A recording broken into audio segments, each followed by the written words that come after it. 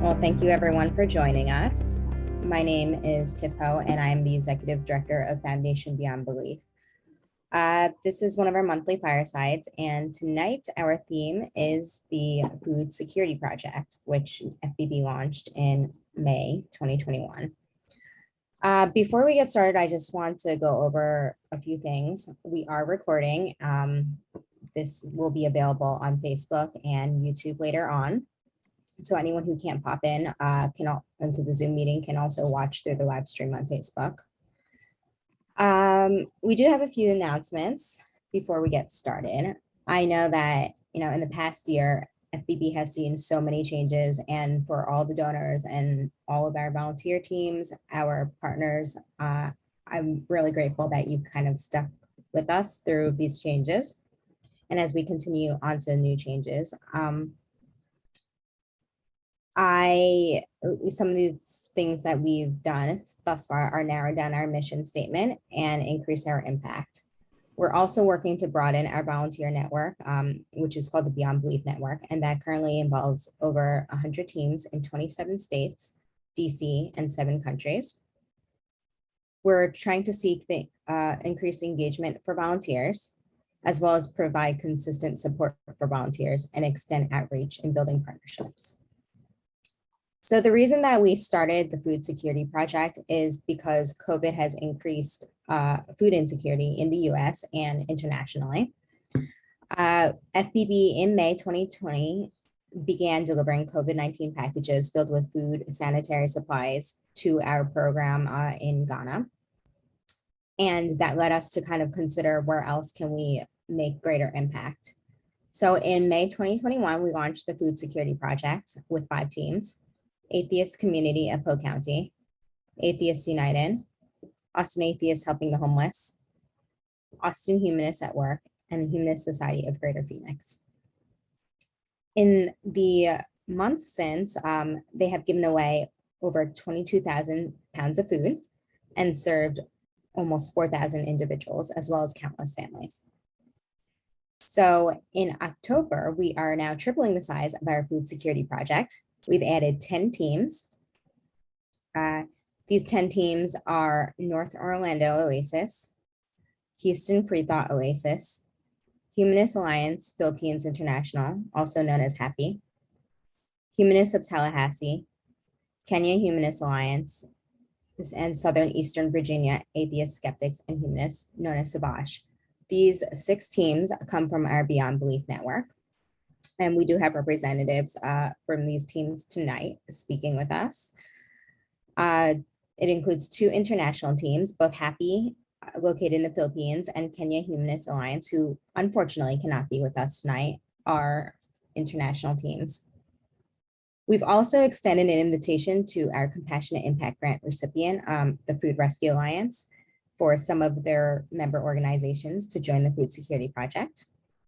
And so tonight we have also 360 Eats, Cormy Community Development Center, Cafe Food Rescue, and Food Drive Melrose.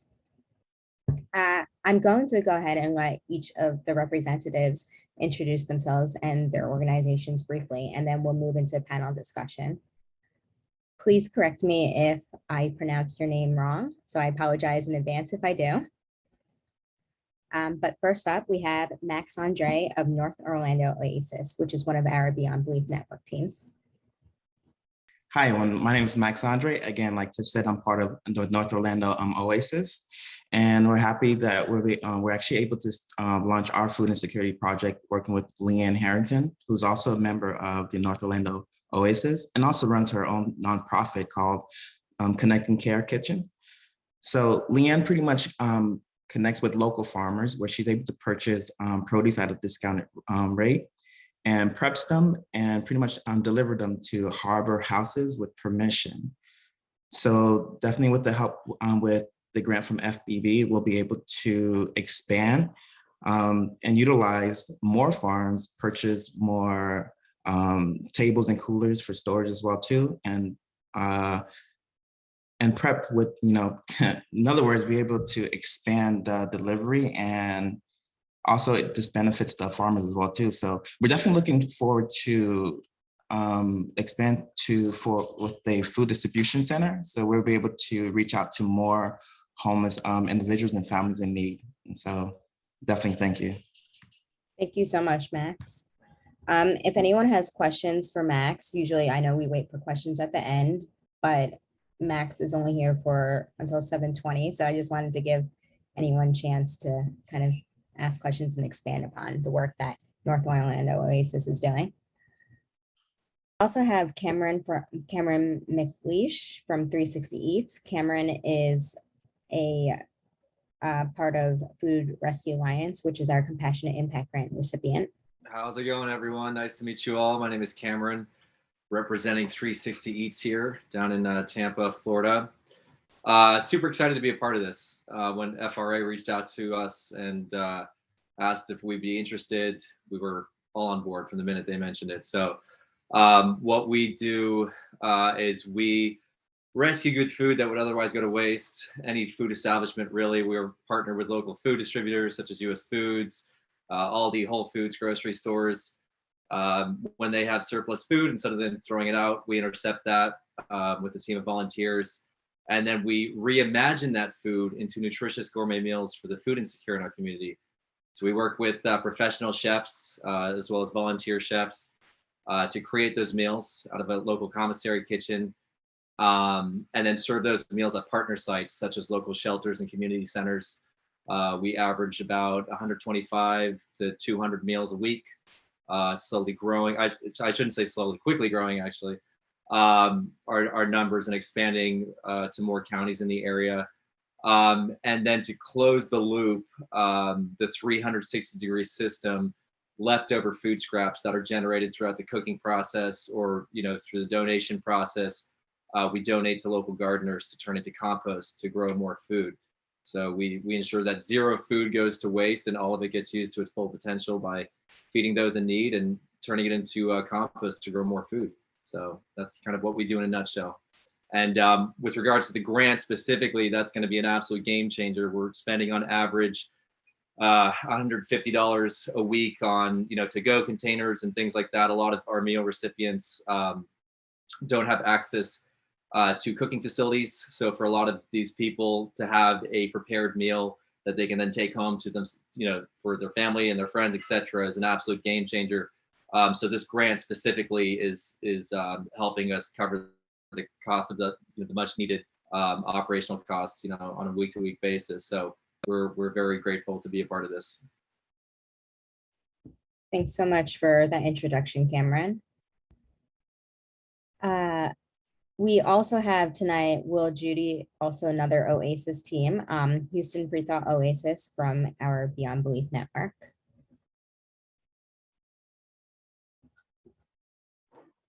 Hey, everybody. My name's Will Houston.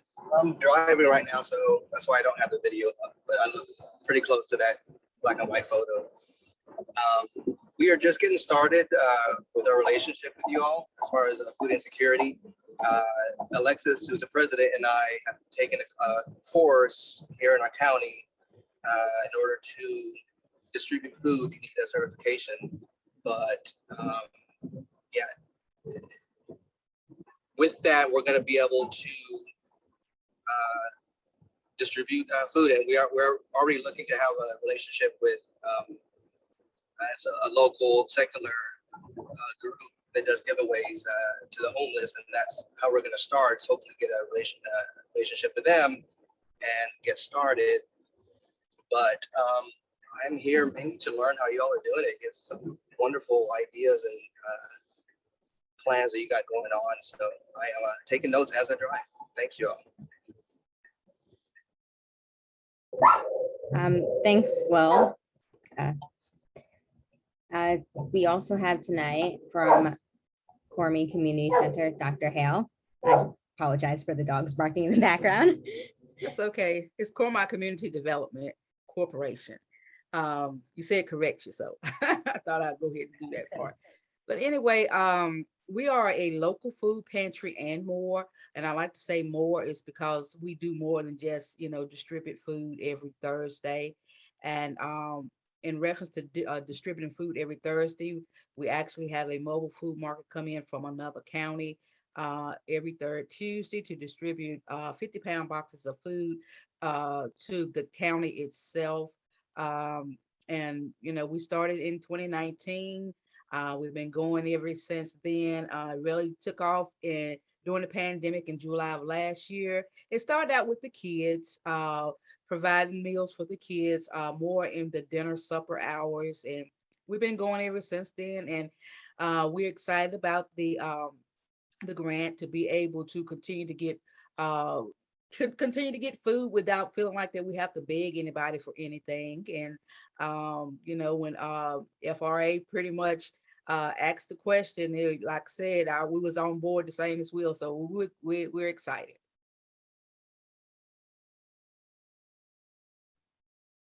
Thank you, Dr. Hale. You're welcome. Mutia Valenzuela, please correct me if that is on the pronunciation, is representing Humanist Alliance Philippines International. That's happy, and they are one of our international teams. Yeah. Thank you, Tiff. You said it right, Mutia. So I am the representative of Happy, Chief Finance Officer here in the Philippines. And thank you for adopting us and giving us, the food security program to be part of it. And we're not just only catering education here in the Philippines, we are also catering humanitarian, especially with the kids. And right now, because of the COVID pandemic here, we're also helping those people who got affected and who lost their jobs in the Philippines. And actually, we already lost 3 people died because of COVID. We just visit their house and then see them dead there. And I'm just so happy that we are a part of your this new project, because we also adopted a new community in Cavite, which children who live beside the river, aside from the children in Alabang, who lives near the railroad. So thank you, FBBN, because this is a big help from us. Thank you, Mutia. Kenya Humanist Alliance is one of our international teams as well. Unfortunately, they can't be with us tonight, but we do have Devin Graham, who's speaking for Humanists of Tallahassee. Hey y'all, I'm Devin Graham. I'm with the Humanists of Tallahassee, or HOT.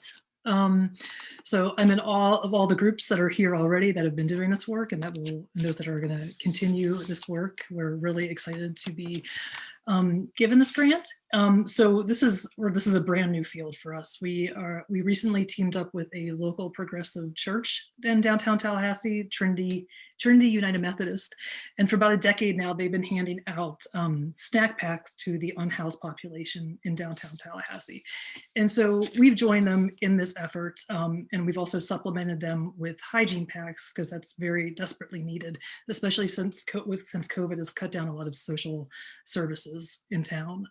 And so with this grant, we're hoping to continue this work, as well as to expand our outreach into the community. So a lot of the homeless that have been living in downtown have moved elsewhere to the city, to these camps. And so we're hoping to reach out to them where they are on a monthly basis, hopefully weekly, but we'll see how it goes.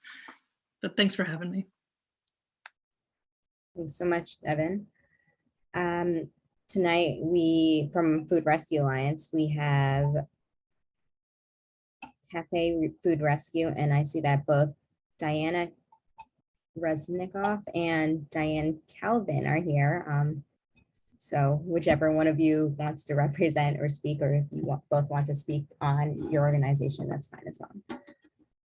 Should I start, Diana, and you fill in? Okay, so we started in April on a small scale with about 6 volunteers, and we're recovering about 600 pounds a month of food. And we take that primarily to 4 partner organizations. One is the local food pantry. One is a community meal site. And then we added 2 food access points, which we're really proud. This was our goal, was to increase food access. We work with a community clinic and a women's shelter. And we're really excited to be part of the project. Thank you very much for inviting us. And today we met with the executive chef of banquets at Keystone Vale. And it looks like he's really on board to help us out. And so things are going to get busier fast. And we're really excited to provide more prepared foods to our community, because just like Cameron said, these are really important to the underhoused and the unhoused in our community who don't have a way to prepare food. And that was what I had to say. Diana, did I miss anything, or is she gone? Looks like she's gone. All right. Thank you. Okay, well, thank you, Diane. I'm sure she'll probably join us in the panel discussion. Yeah. Jana Jimenez, is that correct pronunciation, Jana? Close enough. Jana Jimenez. Jana Jimenez, sorry. You're representing Food Drive Melrose, so you could tell us a little bit about that. Yes. And yes, thank you so much for this grant and for inviting us to join. We're honored to be here. Started 11 months ago, and we would not be here without the Food Rescue Alliance and the advice that we've gotten. So I'm glad to have even more collaboration with all of you. We started, as I said, last November. We're coming up on our 1-year anniversary. We're based north of Boston in Melrose, Massachusetts. And it's a family venture that turned into a nonprofit. My husband, daughter, and I started doing food rescue last year when we discovered the concept and were immediately hooked. And since we became a nonprofit in June, and as my food rescue colleagues have all said, we take food that would have been thrown away, bring it to a variety of sources. And it's so interesting to hear what other food rescue organizations do, because it's very dependent on our community. Our particular identity is being a hyper-local food rescue. So we, north of Boston, work in 8 communities and rescue from grocery stores, farmers markets, restaurants, any food sources, small grocery stores, farms, and deliver to food pantries, low-income housing, formerly unhoused folks in motel programs, community dinners, all very similar to what my food rescue colleagues have said. It's staggering to us the amount of food that was being wasted. By the end of 1 year, we will have rescued, and this is a 1.5 person operation with 50 volunteers, 150,000 pounds of food, which is just shocking. And we're grateful for this grant because we literally drive food from one point A to point B, which is why we're called the Food Drive. And this is putting gas in the vehicle, literally. So thank you. Thank you. And then our last speaker for tonight is Tyler Eldred of Southeastern Virginia Atheists, Skeptics, and Humanists, also known as SAVASH. I'm going to give Tyler a couple minutes to speak, and then we'll open up to panel discussion. Thank you. Yeah, we're part of a group called CVASH. We're based in Southeastern Virginia, so think Hampton Roads, Virginia Beach, that kind of thing.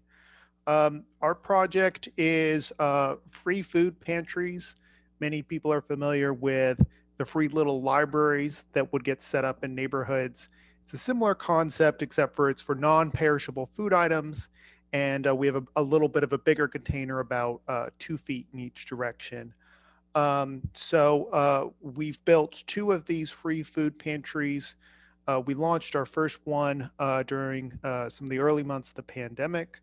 So putting these free food pantries out there in underserved communities is giving a chance for communities to build, for neighbors to share resources with each other.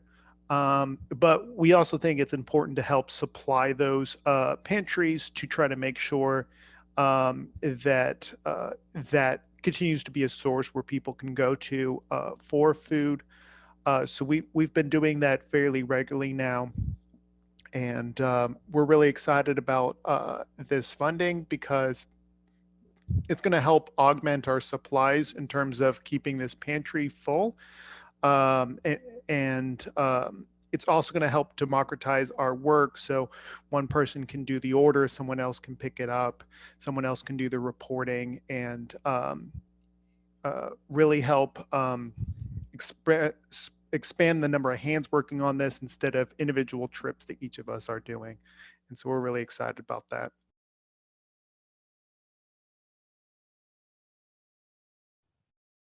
Thank you. Thank you for all of our representatives who are here tonight. We're really excited that y'all could make it and that you're willing to join what is really very much a pilot program right now. There's been just so many different ways for people to address food insecurity. And, you know, as some of you mentioned, that you're working with unhoused populations as well, which comes with its own challenges. So, you know, those are things that we're starting to take into consideration when we try to improve this program, when we add in new teams. So we're just, again, really glad that you are willing to join us in this pilot. I did want to open up for discussion and panels.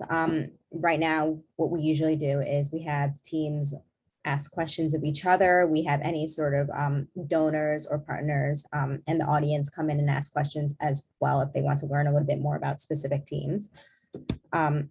By the way, you can find our teams on the website that I've posted in the chat.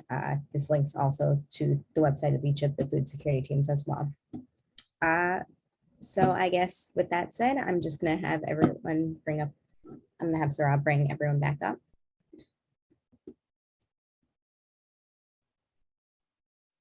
It should be up. I wonder if your view is just different. Oh, okay. It just might be my view. In that case, if anyone wants to start off with any questions that they might have, whether that's our representatives who have questions for each other or anyone in the audience.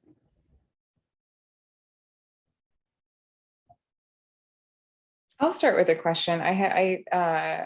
Will had mentioned that he took a class from the county for food distribution certification.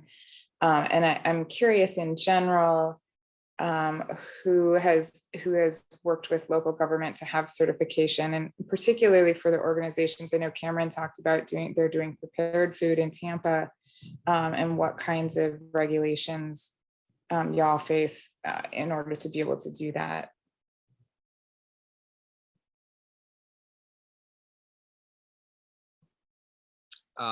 So essentially it works. We have to have all of our, food safety certifications in place. We work with, thankfully, our head chef, who happens to be my mother, actually. She's a professional chef in the industry, so she knows all the ins and outs and what's required of us. So we do still have to adhere to the same food safety requirements as a restaurant would. I think it's a little more lenient considering that we are a nonprofit and working with like recovered food. But we're quite new to it, so it's something that we're working closely with our board to ensure that we have everything in place. But from what we have learned throughout this process, it's sufficient enough to have standard food safety, your Serve Safe certification. Anyone who's in the kitchen has to have some sort of certification, or we have volunteers in the kitchen, they're required to have signed a volunteer liability waiver. Just make sure that we're doing everything as by the books as we possibly can, and that's kind of what we've found throughout this journey. So, but maybe someone else has some more information that they can add to that.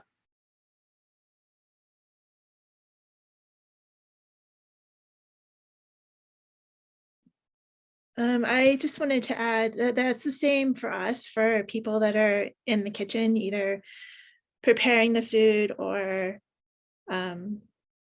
packaging the food. They need to have food handler certification, which doesn't take much time or money. And I think it lasts 4 years, that certification. But in addition to that, we are considering, well, and all of our volunteers have watched the food transporter videos that are on Food Donation Connection.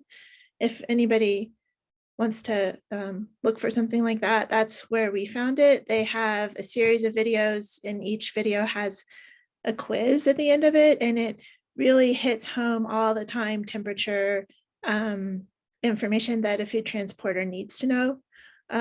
So just to, to add what Cameron was saying, that's what we're looking at for our food transporters. And I don't know if anyone knows, or maybe even Wendy, just from your work on this, but is there an easy way for teams to find out what the requirements are in their jurisdictions? Is there a place that it's common to look, a county website, or what's the best way to gather that information for your jurisdiction? Sorry, you cut out at the beginning of the question. What was that again?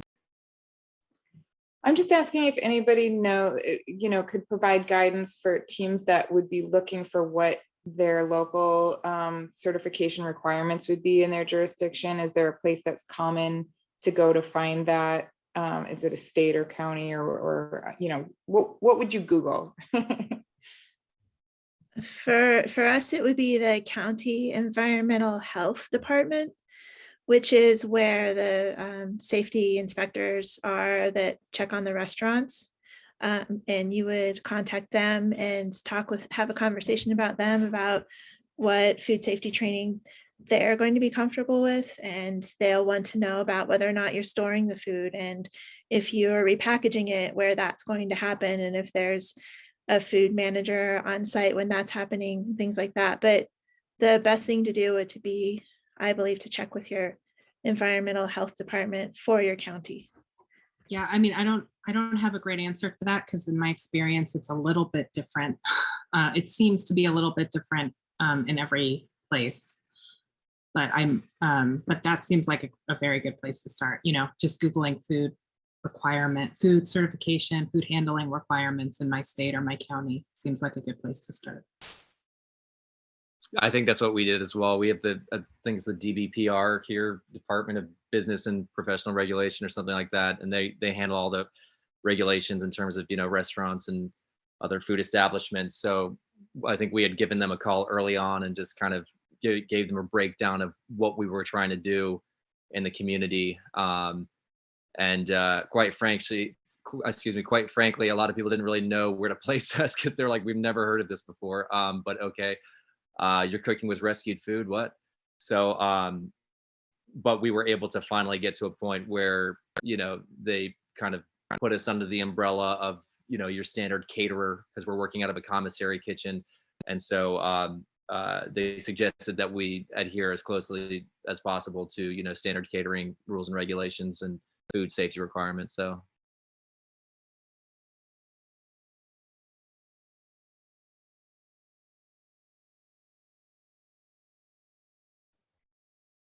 It seems like every county has different regulations when it comes down to food, but not only, with that, also what are you doing with the food? And of course, with cooking and preparing food, there are a few more regulations, I'm sure, there.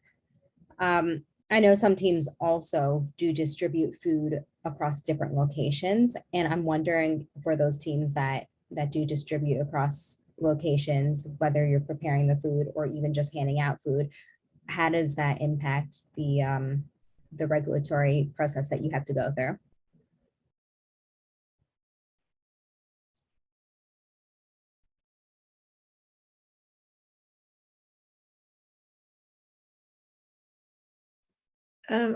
I can just relate to what we found out in our county, that when we contacted our environmental health department, the main question that they asked is, are you storing the food and are you repackaging the food? So if we were not doing either one of those, they they weren't as concerned about what we were doing. Similarly, we pick up and deliver, and we don't store or cook. I'm amazed. I want to learn more about that. It's amazing. But it's similar, especially since we operate a lot of the time here in Massachusetts and temperatures that are on our side, in our favor. We have a couple thermometers we keep in the car just in case, and coolers and packs supplied by, some of them supplied by Food Donation Connection that we work with also, but we just really focus on temperature. But a nice thing about being hyperlocal is the food's basically in our vehicles as long as it is for some people to go from the grocery store home. So there's very little risk. And the regulatory folks sort of seem to understand that for us as well. Similarly, since we're neither cooking nor storing. Hi, this is Diana from Cafe Food Rescue. Thank you for your patience. I've had some technical difficulties, but here in Summit County, Colorado, we also have the weather favoring us every month of the year, so it doesn't get too hot here. But yeah, when transporting food, especially perishables, it's time and temperature. Time and temperature, time and temperature. So what we're trying to establish with our rescuers is having them pick up donations close to where they're dropping it off. So we're really trying to establish a 4-mile radius to where they pick up the food and where they drop it off, so it's not too time consuming to get it back into a refrigerated setting. I hope that kind of answers the question a little too. Glad you were able to join us, Diana, and thanks for adding to that. Yeah, I think that it definitely answers probably a lot of the questions. With it comes down to regulatory stuff, it really depends. I guess another question then I would have is, especially for food rescue, where a lot of what you're getting is based on what you can find from restaurants or grocery stores, and these are perishables, how does that impact your serving unhoused populations who don't necessarily have the refrigeration necessary to make sure that food is kept safe?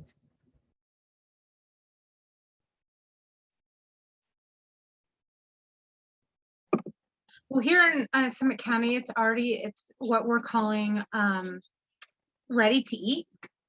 So working with catering organizations, we're going to establish prepared one dinner each, so they can just open that up and eat it. And a lot of our partners, they have dinners already established. So when we'll be dropping off some of the foods, they will then incorporate it into their dinners. So it is definitely a hard obstacle. But the hope is that this ready to eat food will be convenient for them to be like, I want to eat this right now. And also our food pantries, food banks, they also do a fantastic job by building relationships with these folks so that they have time. We now have a food market where folks can sit down and eat the food after they pick it up. So we are trying to work with that obstacle by providing safe spaces for them to then sit down and eat that food right there and then.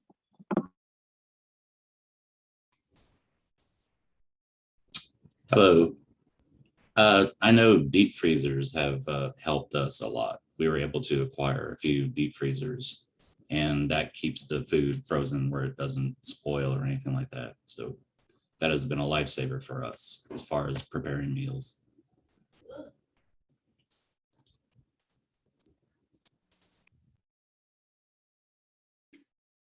With us, our point of contact, our biggest point of contact with unhoused folks is local warming center that we work with. So for us, it's all about sorting because this warming center sends folks off with a day pack of food. So we spend a lot of time going through what we get from Whole Foods to find those like gold packaged sandwiches that are fantastic for these day packs, along with hand fruit and granola bars and all that. So for us with that, we do a lot of sorting because food comes out of the store and you don't want to take a big head of cabbage to someone in a motel room that just has a microwave. So there's a lot of getting the right stuff to the right place, and that's a particularly important sorting because if you're unhoused, you have to have something like Diana said, is ready.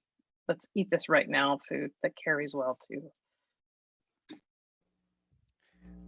Something that came up in our work with houseless folks is we have one individual we interface with regularly, and he is diabetic. So trying to make sure that what we supply contains things like cookies and crackers that would help him, that we've been trying to bring in our operation. So we've got to look out for those complicating factors like that.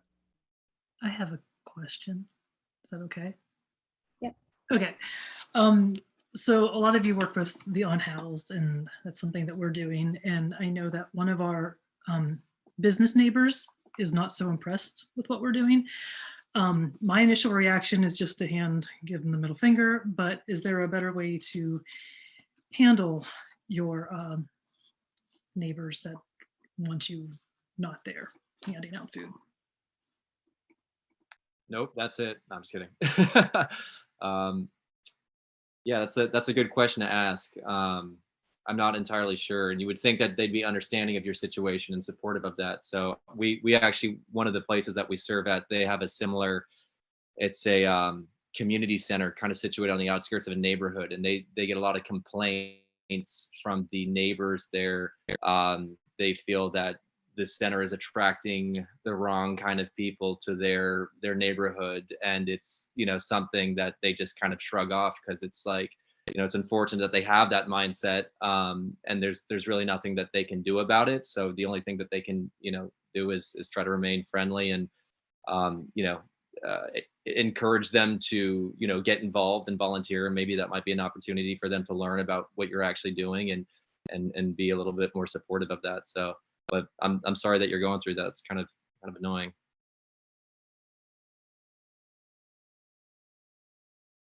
Yeah, I would agree. I would formally invite your neighbor to come participate for an hour when you're doing this, because what we don't understand, we fear.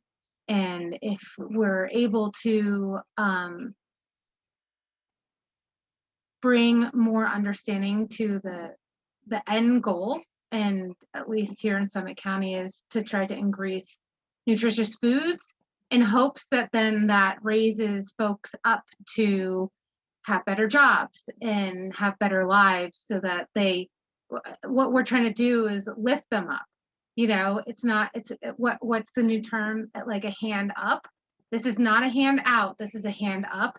And to actually communicate that to your neighbor, and if they are not interested in coming for an hour to your location, which is literally steps away, they're your neighbor, then it might be nice to go to them and spend an hour and try to build that relationship, with the understanding that you're providing a valid resource to the community to uplift the community. So it's bettering the community, not bringing the riffraff in. So I'm all about killing them with kindness. And I think that's really important, because you can really change people's minds. I think that, and yes, you can give the middle finger once in a while, but I would attempt to establish a strong relationship, because you can't get rid of this person. They're your neighbor, so. Another thing I was thinking of is, if they won't come, maybe you could take some stories, like get some stories from some of your clients, because stories really help people understand. It might be a way to work with them. Yeah, and I will also emphasize the point about building relationships. Something that we try to keep in mind with our project, when choosing a location, for example, is that, we don't want to just come in and swoop into a location that we have no connection with. We want to be, serving at food where at least some of the people, they want us there, and they're partners in what we're doing. And then when we're there, we don't want to be informal about it. The people we see, we want to try to strike up a conversation with them and again, get them partners in this. I mean, you're always going to get, people who are rude and not understanding, but, hopefully you can find your allies who are there and make this more of a neighborhood, more of a community. But it's difficult.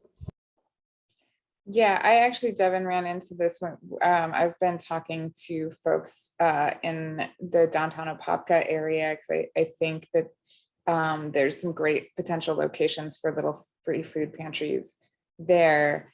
And businesses are definitely concerned about having unhoused people congregating near their businesses. So I think to the extent that we can figure out what the actual concern of the business is and alleviate that in addition to the storytelling work, that's helpful. Because, like businesses are concerned about driving away business if there are a bunch of people congregating. They're worried about garbage being left. And some of those, we can alleviate those concerns. We can make sure that areas are kept clean and, that people aren't blocking passageways into businesses or, so I think some of it is just like practical problem solving in addition to the storytelling work that'll build empathy.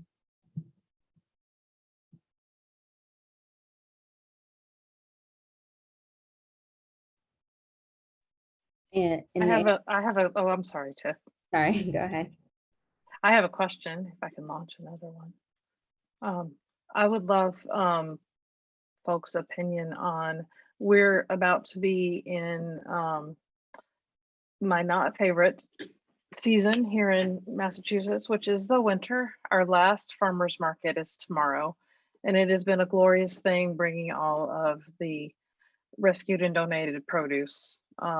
And we're trying to figure out now, since we haven't been through a full cycle, now we have to figure out how to get produce to all the people that we've been delivering it to in the winter, now that we don't have a lot of these sources. And I would love folks' tricks on how to do that, because at the moment we don't have access to produce 7 days a week. We get the bulk of it from Whole Foods on the weekends, and inconsistently during the week from other grocery stores, and there's a lot of recipients looking for it. So any tricks of the trade you all have for produce, I'd love to hear. I'm thinking that, so I wanted to give you a contact, which is Hope's Harvest in Rhode Island. She's runs a gleaning operation. And when I lived in Rhode Island and volunteered with her, she also worked with a number of produce wholesalers that actually stored, like they prepared and stored some of the materials for her. And we were able to access that during the winter, like bags of cubed butternut squash and things like that. And then, oh, there was that other one. Do you know Love and Spoonfuls? Because they work with produce warehouses as well. And they, if you're able to partner with them, they might be able to help you make that connection. Good ideas, thank you.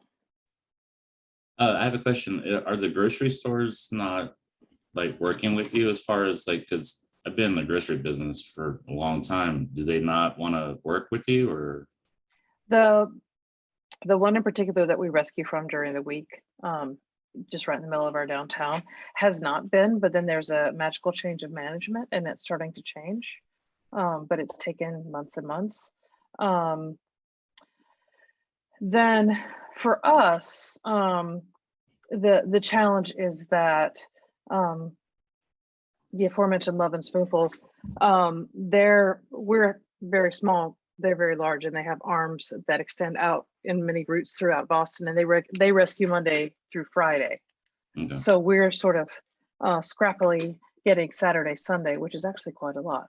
But it's the weekday non-Whole Foods access that we're struggling with Okay. in the non summer seasons, because we've been able to get a lot of things from CSAs and but Diane, you're right. There's the Boston area gleaners here as well, even closer than Rhode Island. I should reach out to them. And then Keith, if you have any tricks on talking people at grocery stores into giving produce who may or may not have a system for it already, I'd love to hear like better words to use. Yeah, I know they're like trying to, like, instead of just throwing it in a dumpster, I know they want to get rid of it in a good way to where it's serviceable to somebody, and plus capitalism, they can write it off. So yeah, I would go and talk to either the store manager of any kind of grocery store that you're local around. I would hit all of them and just see if there's, tell them what you're all about and have it laid out, and I guarantee they'll probably work with you. Because I think, oh, sorry. Oh, no, go ahead. I thought you were finished. No, you're fine. I think that one of the problems that you're probably running into in Massachusetts is that the Stop and Shops now have a digester, and they would rather take everything back to the digester. It's huge. They want to feed their digester. They would rather do that than have their staff take the time to sort out what's good for people and what is not. That we ran into that a couple of years ago when I was in Rhode Island. We were trying to get a Stop and Shop to donate to their local food pantry, and they weren't interested because it took their time. So that might be something that you're running into. Yeah. Yeah, I know down here in Florida, they're like willing to give it away to somebody it'll help somebody. Is a digester a composter? Like, it's kind of like that. It's anaerobic. So composting is with oxygen, and digestion is in the absence of oxygen, and they get fuel from it. Yeah.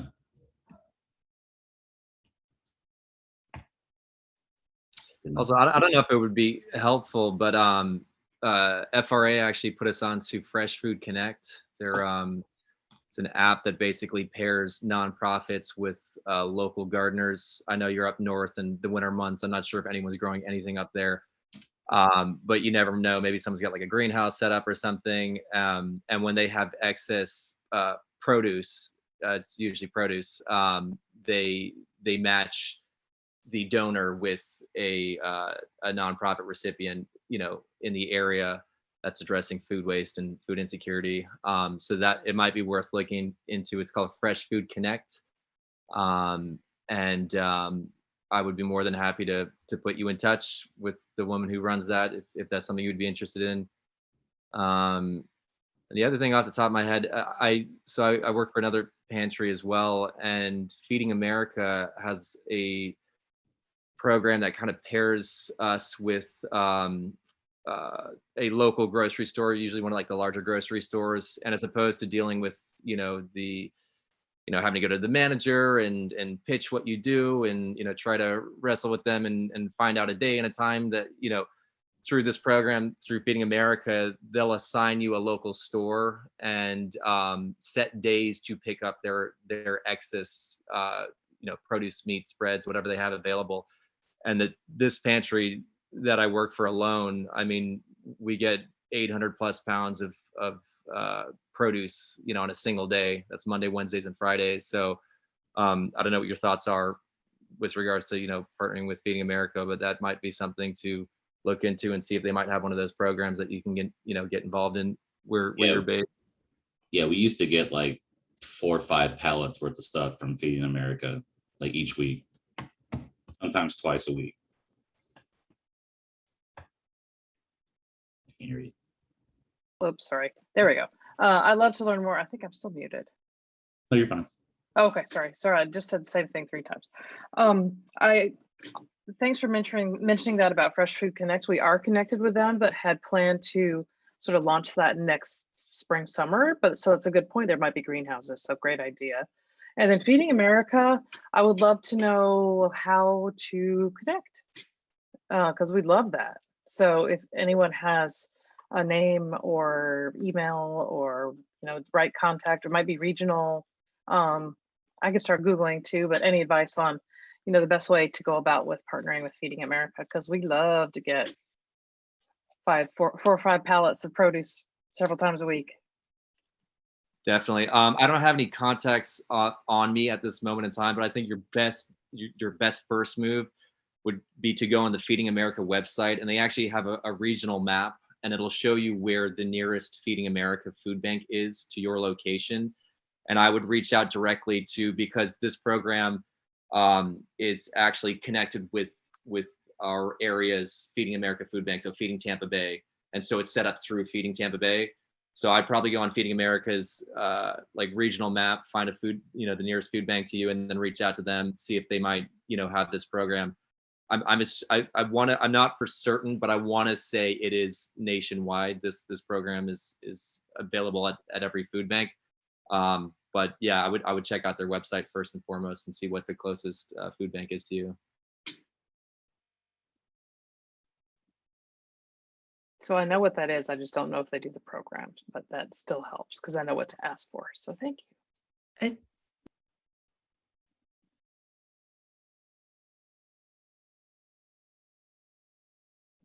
Diane, you're muted. I think the program is called Meal Connect, if that helps you. Even better. I love resources. This is fantastic. Thank you for hosting this.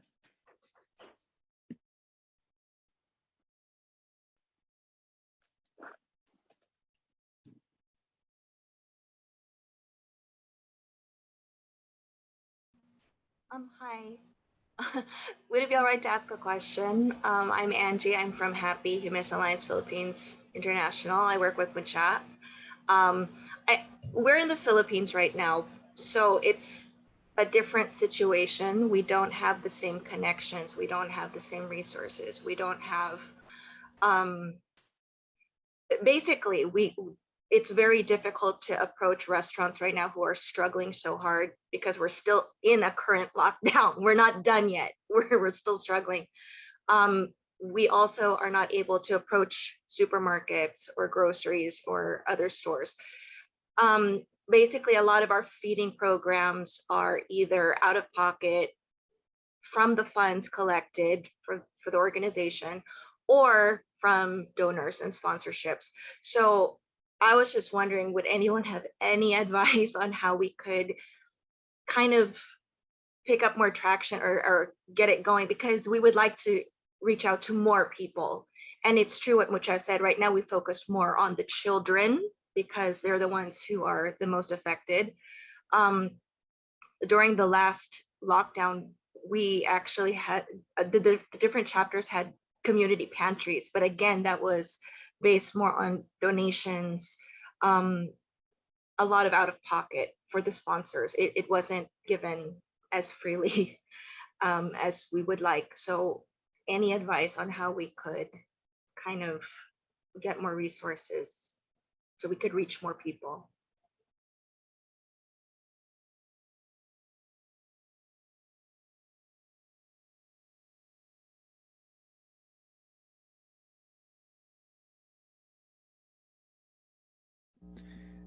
I think it's a very difficult problem to solve. I'm reminded of a similar program that happened in our area during the outset of the pandemic here in the United States. It was called Corona Aid 757. And, they ended up doing a lot of food, like public facing food drives. So they would have days where they would have, in a COVID safe manner, they would have these bins out that people could drive by and place things in the bins. And they tried to work with press to get local press coverage of it. And, they also had, a donation link and, definitely the kind of thing. And obviously, I think with your program as well, that, everyone's anxious about the pandemic and looking for a way to help. So it can be a very easy thing to pitch, but, you know, really trying to push it and make it a public thing outside of those existing like volunteer networks, I think is really key. But again, it's a really difficult problem, and I absolutely feel for you. Yeah, Tyler, that actually makes me think, Angie, you're saying that it's difficult to approach restaurants right now because they're also struggling. But I think there might be like a press opportunity for restaurants to get PR, to get attention if they're willing to donate some of their you know, food that they wouldn't be able to sell anyway. So you could potentially look at getting a group of restaurants together to do a big promotional event, and you know, it helps raise awareness for your cause, but also gets folks to support the restaurants. I don't know if you have any media connections, and I certainly don't know anybody personally in the Philippines, but I do have a press database of reporters all over the world. So I'll send you my email right now in the direct message, because I'd be happy to at least give you a list of reporter contacts if that's something that you'd be interested in pursuing. That's a good idea, actually. That I think we could definitely, well, we could work with that. So thank you. Of course. I was on a refed webinar a couple of weeks ago, and the person that was managing the question and answer was, she worked for the International Food Bank Alliance. And I can't come up with it right now, but if you can send me your email or put it in the chat, I'll look it up and send it to you, because we were talking about food rescue and she kept bringing in the international angle to it. So I could do that. Okay, thank you. I'll send you my email. Thank you. Hey, I hate to change the topic real quick. I do have to head out. So I just want to say it was so nice to meet all of you. Thank you so much for this opportunity again. And I definitely look forward to chatting with you all very soon. And good luck to everyone. You're all doing incredible work. Thanks so much. I actually have to leave as well, and I apologize because this conversation is very important, but I have to head out as well. And thank you for all your support. Bye. Thank you, Cameron. Thank you, Diana, for joining us. Angie, further to two ideas from before, which are media benefiting people helping you, and food drive bins. One thing that's been successful for us is 3 of our local businesses actually host ongoing food drive bins for us. And it's been beneficial to us because people are now used to them being there. And it makes people that want to help us, that may or may not have a lot of money but want to give food, it gives them somewhere to bring it. And one's at a Starbucks, one's at a very locally owned neighborhood grocery store, and one's at our wine shop. So sort of catch people in various habits. And we've gotten a lot of food from it, and it's also been very good media. We push out that these folks are hosting these continually going donation bins for us, and it's been beneficial. So that's something you could think about, is asking businesses to host food drive bins for you. For the small grocery store, especially the local one, it gets more people in. They do targeted drives for us, and they have a very loyal customer base that it makes them even more loyal because they're doing community service out of this local business. That's a good idea too. Okay, we'll look into that. Thank you.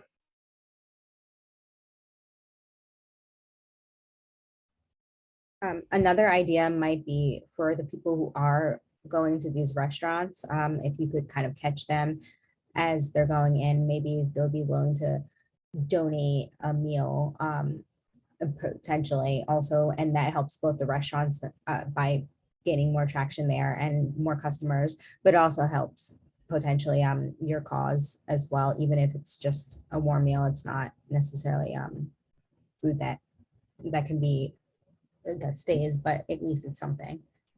That's also a really good idea. That definitely would help everybody involved. Thank you.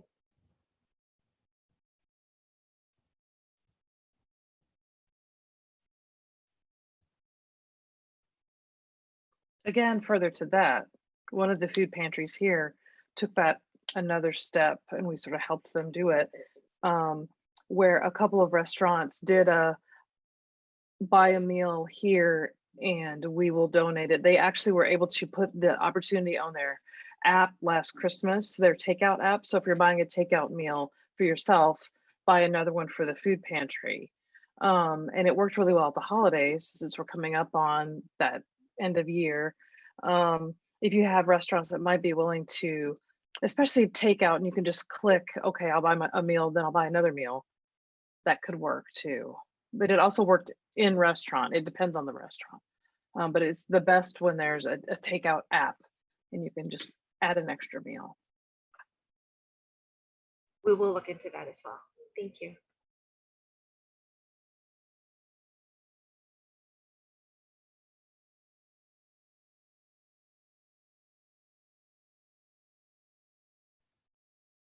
I want to say that you can also go into, even though you don't have to go to restaurants, but you can go into like convenience stores, which we call convenience stores. I would say where we have like Family Dollar, General Dollar here, but you can go into those stores and talk to the manager and see what, about getting anything that they, pulling off the shelf, or, and sometimes they may say you might have to, go online and talk to, somebody over them or whatever. But what really worked for us is that we found out there were new stores that was coming in town, and we just went and talked to them and let them know what we were doing, who we were, introduced ourselves, and some found out about us as well. And they have actually vouched to be drop-off locations for us. So we have 3 drop-off locations, and one of them started out as a clothing store. So when the pandemic hit, they stepped up their game and actually bought in all the essentials. So now they're more of a clothing store with groceries and, toiletry and all that stuff, which kept them in business. And so we pick up from them in another convenience store. We pick up from them just about every week or twice a week. So that may help. Yeah, that may help. Okay, thank you. Well, I have a question.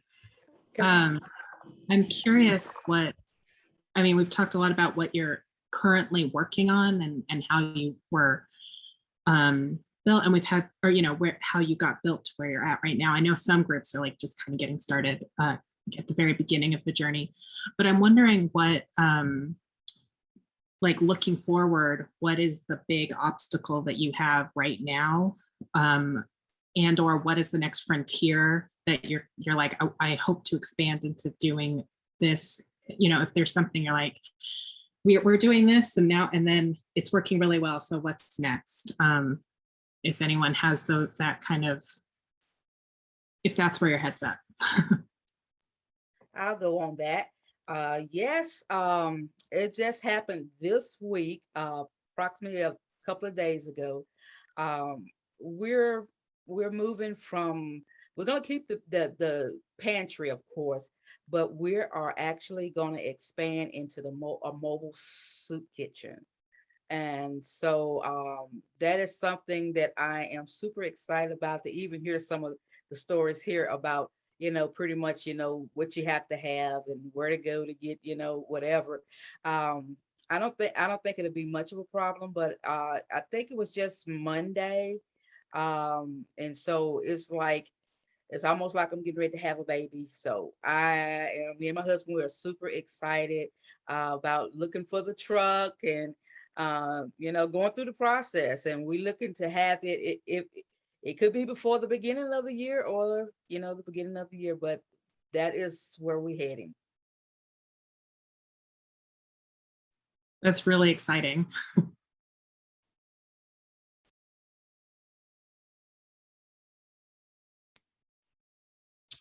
I know we want to expand our backpack program to another school eventually. Just funding is really the main key with that. With the rise in food costs, it's pretty heavy it's pretty hefty now, but we would like to expand a Street Warriors program where we feed people experiencing homelessness. We would like to add another city to that.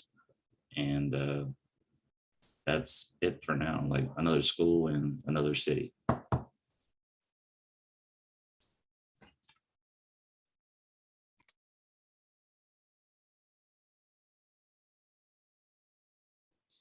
Wendy, with that concern about funding, I wonder if now would be a good opportunity for you to tease a minute about the BBN bucket fundraiser opportunity, just so folks know that's coming up and we want to help get more funding to our food security project teams.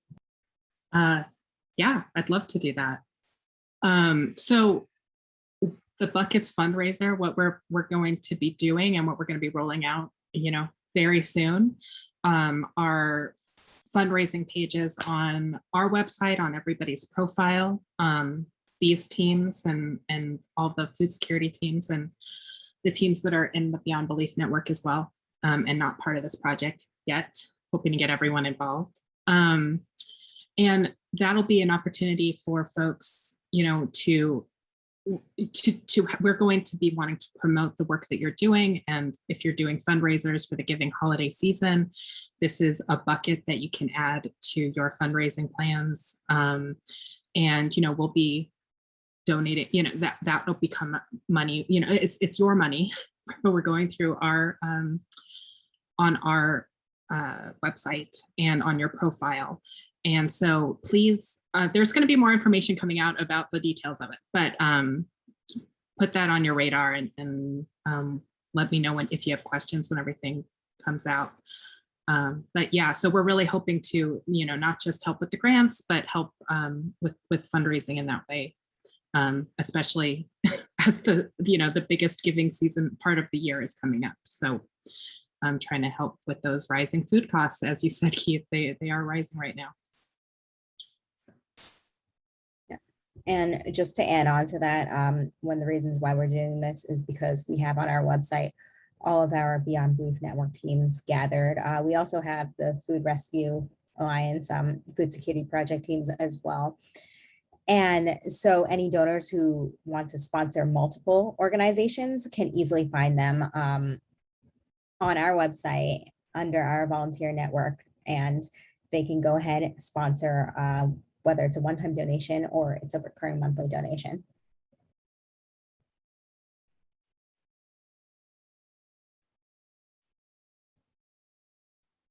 That's terrific. Thank you so much. So, an amazing opportunity.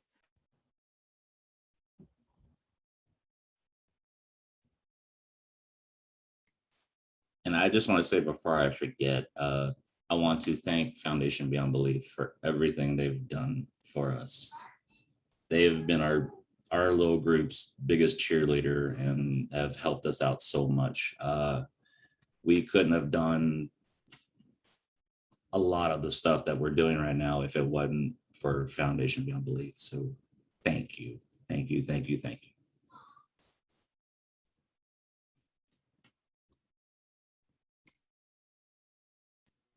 I've been meaning to say that for a while. Thank you, Keith. We're happy to support the work that you all are doing. I know we're reaching beyond an hour now, and I do want to kind of close out 8:30 just so that I'm not keeping everyone here too long, but I would love to continue to hear what everyone else is doing or have any upcoming projects that you all might have want to tackle.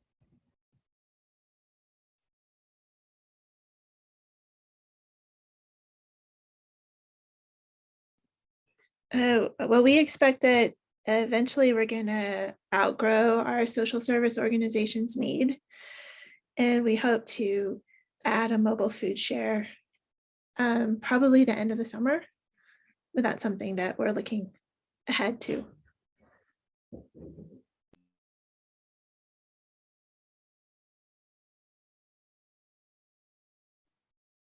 One thing we're hoping for in the next year, sometime in 2022, is a van or a truck, because right now we're operating out of all passenger vehicles. So that's our dream.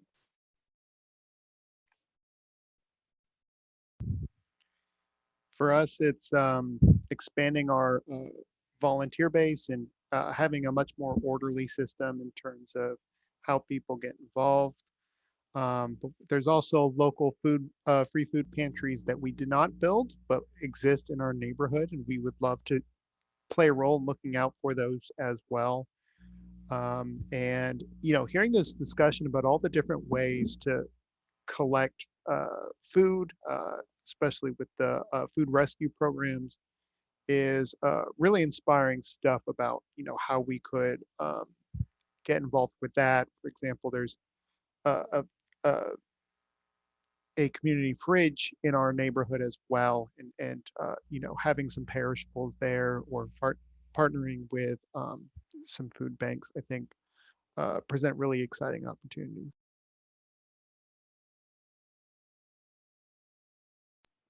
Yeah, I think I'm going to speak for North Orlando Oasis for a second here, because I think Max is still in his other meeting. But I think we suffer from the problem of having been involved in the FBB network personally and seeing all the great work everybody is doing. It's hard to pick which awesome thing to do next. So we have a lot of different ideas, and just sort of figuring out what will work best in our community. But it is really inspiring to get to work every day and with all of these great teams and see everything that you're doing, and it really does. And listening to the mobile food soup kitchen that you're getting, that's, brilliant.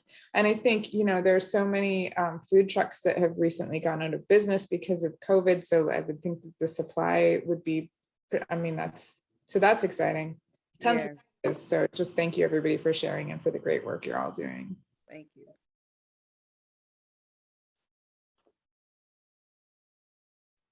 One thing we're about to roll out, and I'd love to hear if anyone else has tried this, is a community freezer concept instead of a community fridge. So we have the freezer, yay, and we're just starting to get entrees. And this came out of, we live in a community that doesn't have very high poverty rates, but surrounding communities do. But someone within our community reached out because their SNAP had run out and they had 3 kids and they had no food, and had heard of us. And we had fortunately just picked up some prepared meals and happened to have in my pocket a gift card to the grocery store just by happenstance. And what if we hadn't? And so it was my husband's idea. If we always have frozen healthy meals in a community freezer, and a team of volunteers that could get to them, then we could always help someone. But we haven't rolled it out yet because we're a little concerned about managing it, because it's not public. You have to get into it. Someone can't just go like a community fridge. So we're just trying to figure out how to exactly roll it out so it's orderly, as someone said earlier. But we're really excited about it. If anyone has any thoughts on that, I'd love to hear them. But it's also just an FYI, is this thing we're going to try. We'll keep you posted. Thank you all so much for sharing. We also, one of the reasons why we have these firesides is to kind of introduce all of our volunteer teams to each other, not only for donors to come and find out more, but also so that if you're all facing the same challenges, someone else might have a way to resolve that as well. So what we also do have is a Slack channel there, that way you can see what everyone's up to and connect directly. If you don't have access to that Slack, please let me know, and either Wendy and I will get you on that. You all should have been invited. If you weren't invited or you've lost that invitation, let us know and we can rectify that. Yeah. And we also have a Facebook group as well, which you all should be invited to, I believe. If not, again, let either Wendy or myself know.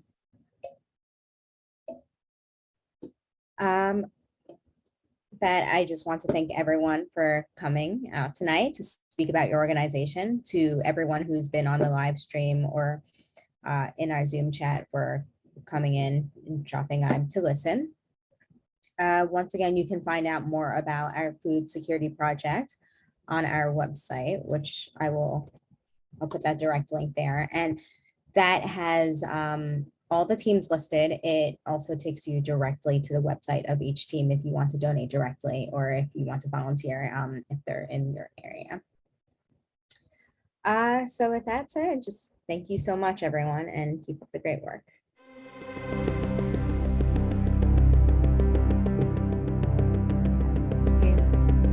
Thank you. Bye. Thank you so much for hosting. Yeah. Thank you, everyone. Thank you, Thank you. FBB. This was fantastic. Thank you.